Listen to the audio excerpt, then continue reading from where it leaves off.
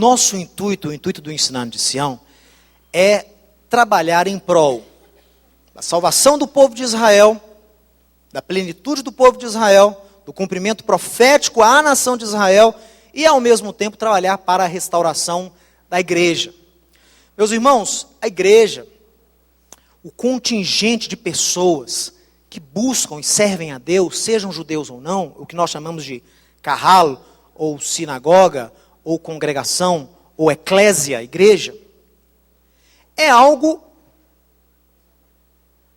muito importante, é algo que motiva a existência, inclusive aqui do Ensinando de Sião.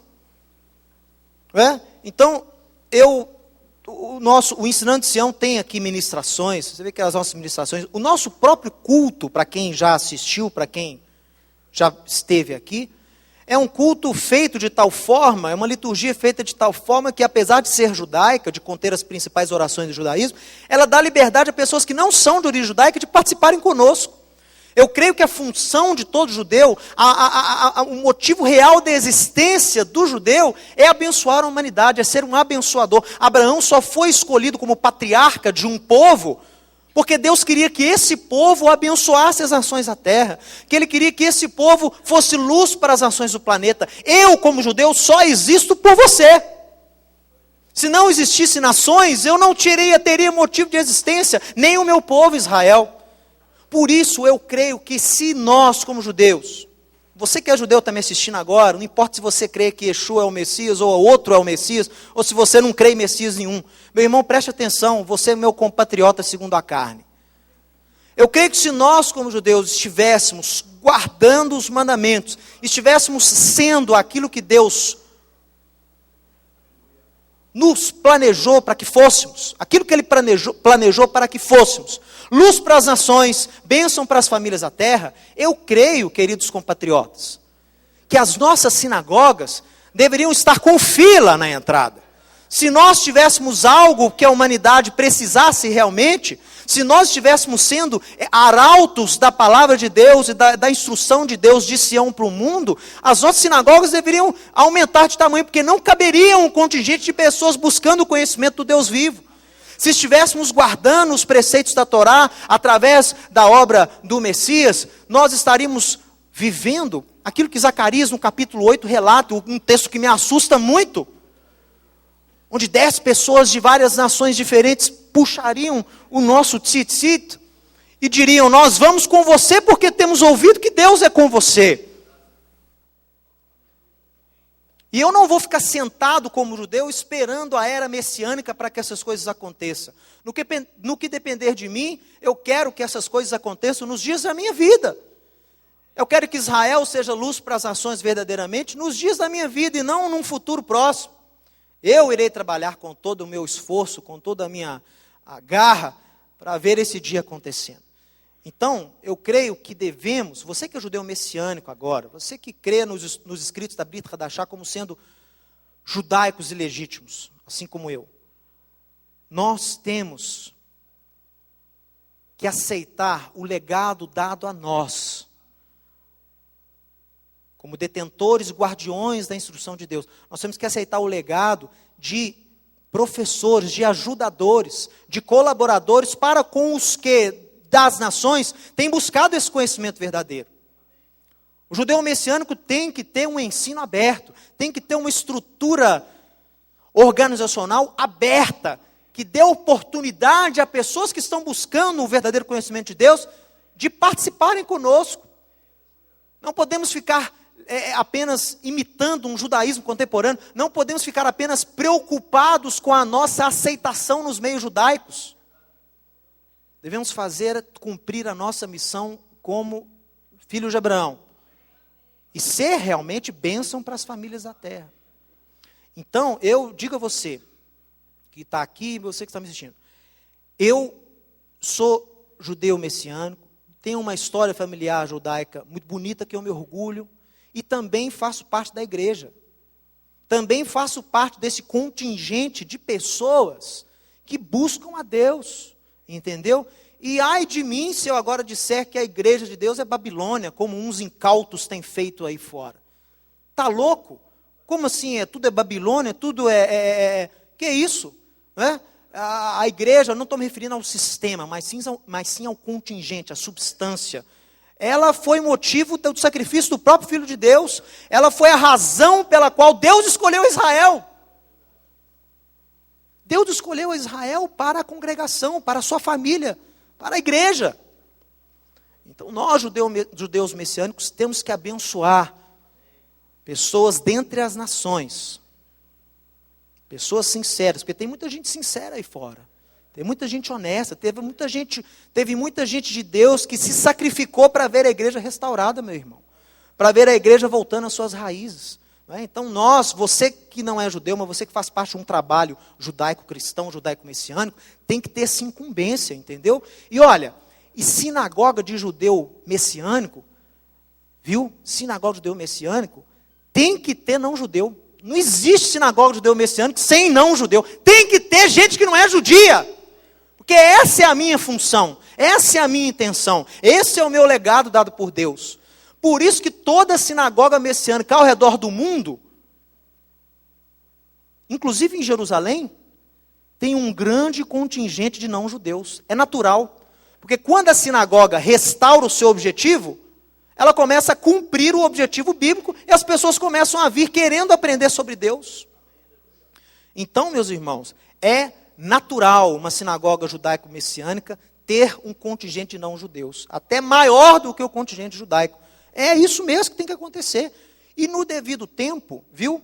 No devido tempo, a nossa semente lançada a Israel vai florescer. Israel vai reconhecer e vai ser cheio do Espírito e vai somar conosco como povo e nação. Mas até lá, meu amigo, Israel, você que está me vendo que não é judeu, Israel precisa de você.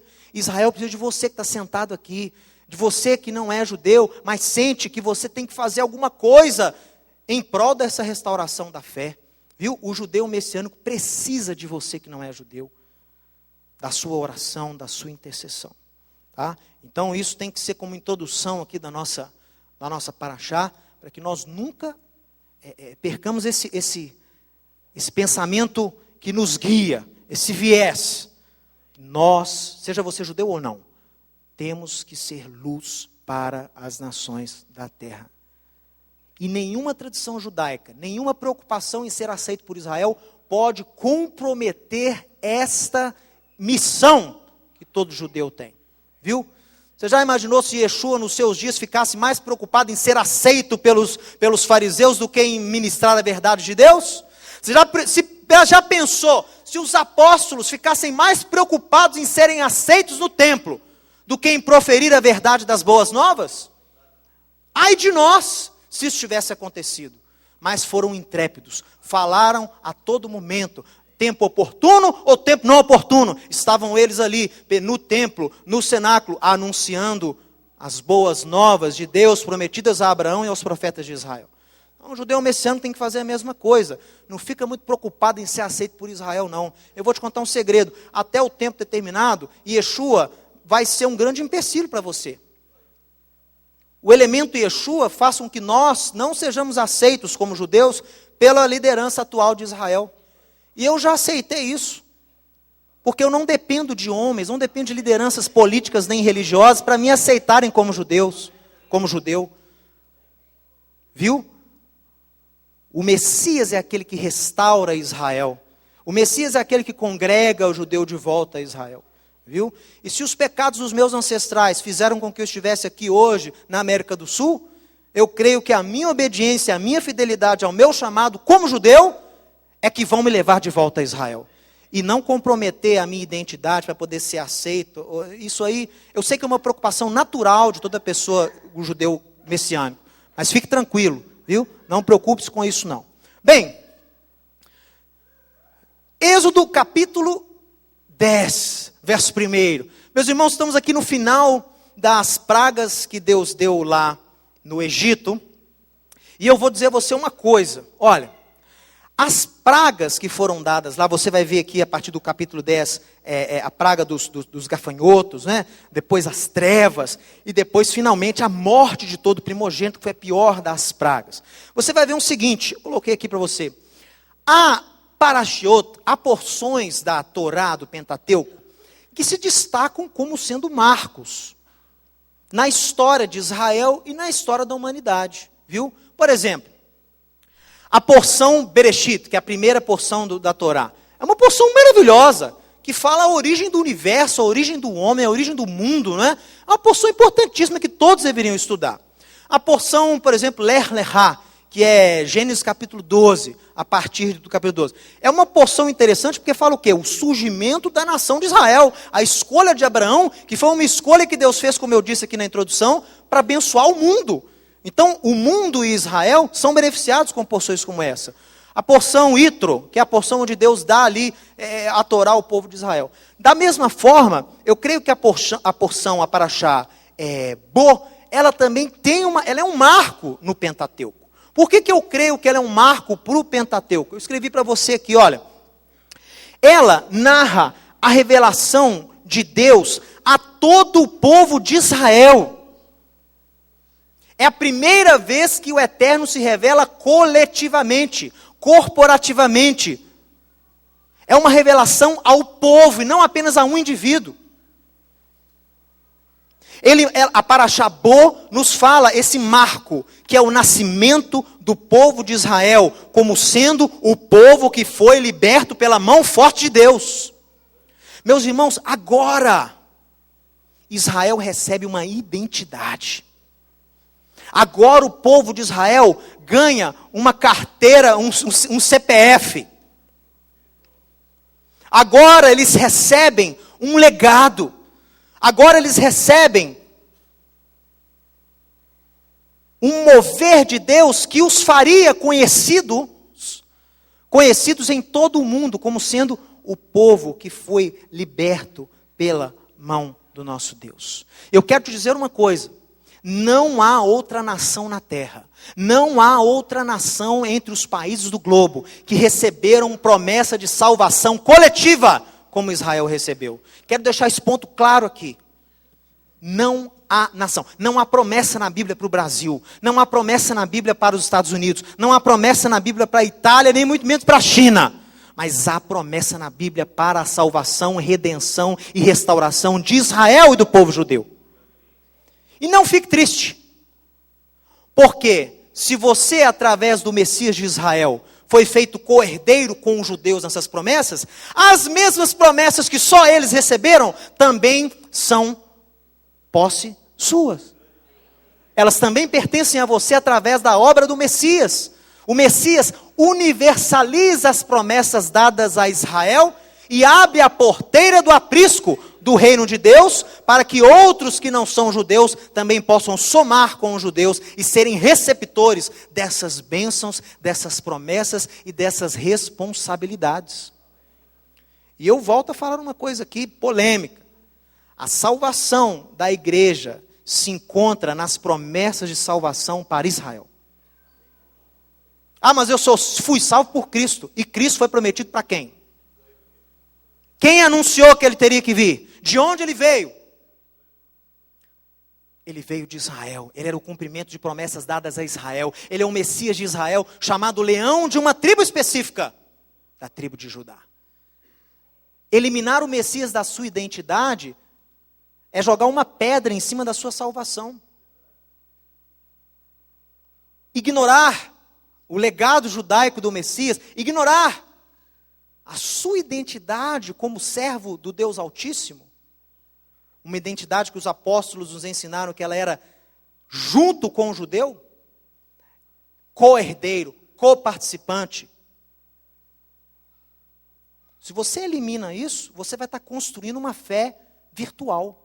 Você vai estar construindo uma identidade virtual.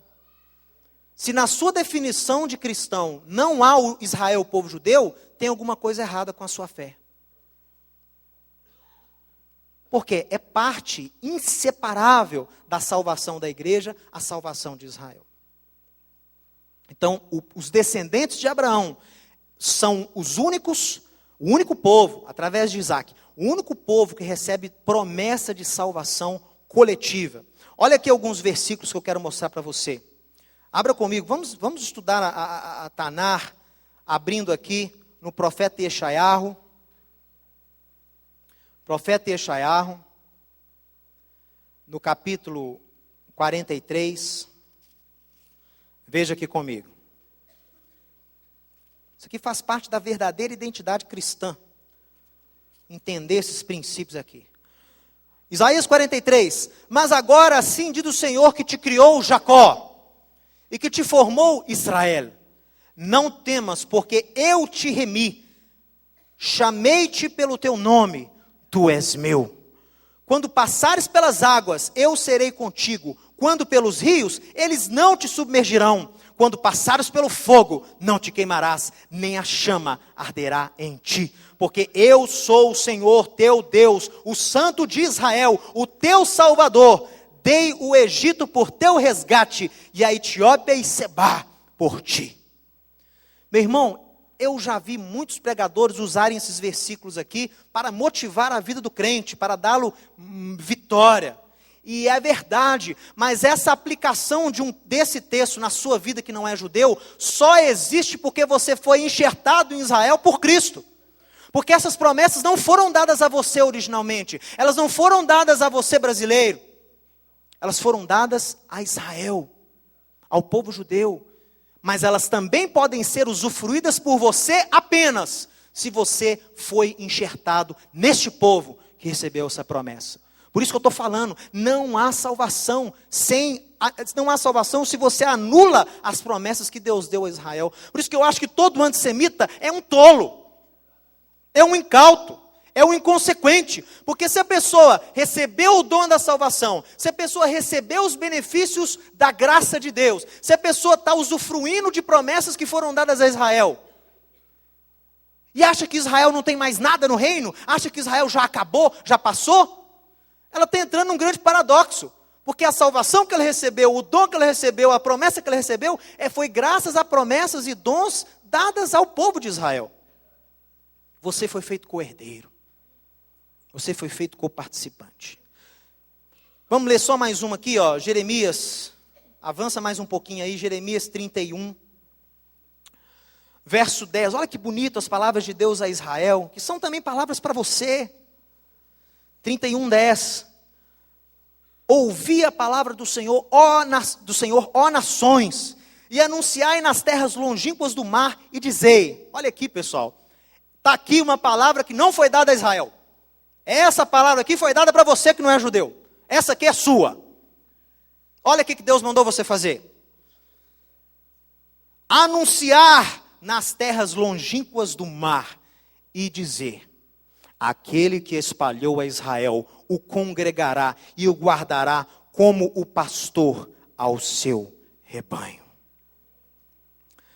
Verso 35. Assim diz o Senhor que dá o sol para a luz do dia, e as leis fixas a lua e as estrelas para a luz da noite. Que agita o mar e faz bramir as suas ondas. Senhor dos exércitos, Adonai Tsevaot, é o seu nome. Se falharem essas leis fixas diante de mim, diz o Senhor, deixará também a descendência de Israel de ser uma nação diante de mim para sempre. Se puderem ser medidos os céus lá em cima e sondados os fundamentos da terra aqui embaixo, também eu rejeitarei toda a descendência de Israel por tudo quanto fizeram, diz o Senhor. Meu irmão, é falsa essa teologia oriunda do cristianismo, que a desobediência de Israel fez com que eles perdessem o direito a essas promessas dadas a eles aqui.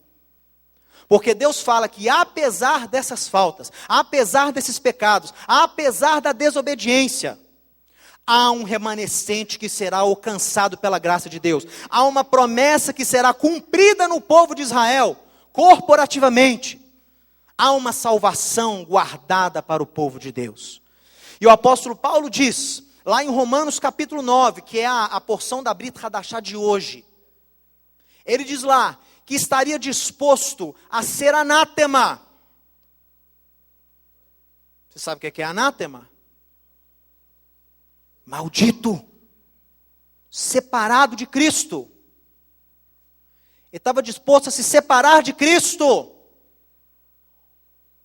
Por amor, pela salvação dos seus compatriotas segundo a carne. Ele não falou isso para os judeus messiânicos como ele. Falou isso para os judeus que perseguiam a ele. Falava isso para um sinédrio que o condenava os apóstolos por estarem anunciando as boas novas dos profetas de Israel. Paulo falou, por esses que estão me perseguindo aqui, por esses que não querem me considerar judeu por eu crer no Messias, por eles eu estou disposto a abrir mão da minha salvação. Então esse tipo de antissemitismo, que diz que Israel rejeitou, Israel pecou, Israel desviou e perdeu. Isso é mentira. Há promessas para eles. E Deus mesmo falou, assim como ele fez com o faraó, ele mesmo colocou escama nos olhos. Isaías capítulo 29, citado por Paulo em Romanos capítulo 11. Ele mesmo colocou escama nos olhos do seu povo, para que não vissem. E tampões nos ouvidos, para que não ouvissem. Para quê, hein? Para que você hoje pudesse estar aqui. Por amor a você, Deus fechou o entendimento do povo de Israel. Para que você pudesse alcançar a salvação, para que o evangelho chegasse na sua vida, Deus teve que tornar cego o seu próprio povo, o seu próprio filho. Israel também é chamado filho de Deus. Em Êxodo capítulo 4. Tamanho amor ele teve pela sua vida, que puniu o próprio povo, formado por ele, para que você pudesse estar aqui hoje. O mínimo que você pode fazer, para honrar essa escolha, esse sacrifício,